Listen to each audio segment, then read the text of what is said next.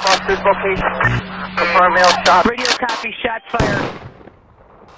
Our trauma service alone admits well over 200 patients of victims of violence per year. We approach about 100 firearm injuries per year for patients that need to be admitted.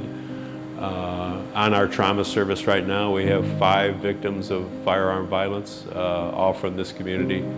And so, you know, we have to be engaged, and we're delighted to be able to work with Dr. Batts and the Promised Neighborhoods of the Lehigh Valley, because they understand it. It is important to the Lehigh Valley for everyone to know that they have a place that they can turn when they find difficulty or they find themselves in crisis, that will prevent violence and give them alternatives, that will give them someone they can speak to and connect with, that will give them a toolbox full of tools that they can utilize to make better, healthier decisions, and that will prevent the cycle of violence. Because one of the things we know is that violence is a contagious disease, meaning that every act of violence is precipitated by an act of violence. So something occurs that snowballs because the points of intervention are not addressed.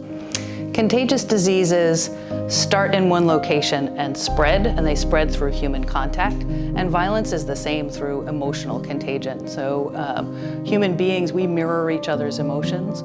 When we treat violence as a contagious disease, we pay attention to where does that emotion and where does that violence start, and we can stop it before the spread happens. Violence is a contagious disease because it doesn't locate itself just between the person who's the victim or the person who's the perpetrator.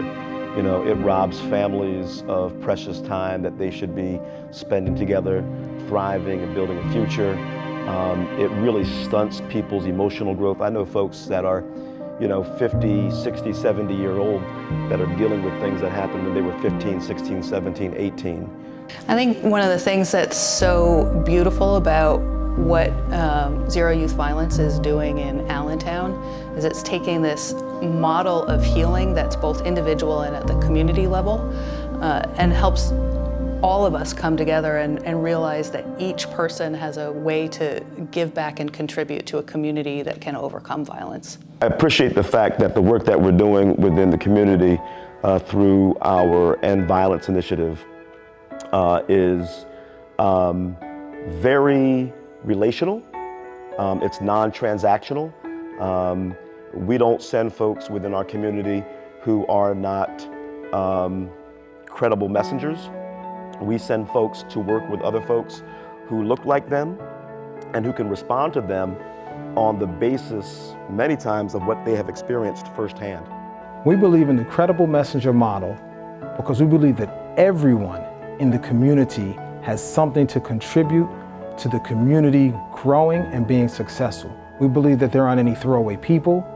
We believe that everyone deserves forgiveness and an opportunity to contribute.